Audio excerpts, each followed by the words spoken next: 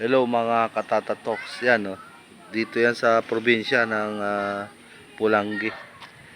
Nakikita nyo yan mga katatatoks. Ang lawak ng palayan. Dito hindi pa gaanong nauubos ang mga palayan na ginagawang subdivision. Yan nakikita nyo yan mga katatatoks. Yan lahat ng nakikita nyo kalaki na lupa o palayan. Yan mga katatatoks ay hindi akin. Nakikitanaw lang po tayo dito sa sa Pulangi po. Sinabi ko lang po at pinakita ko lang na malawak po yung mga palayan pa na hindi pa na gagawa ng subdivision.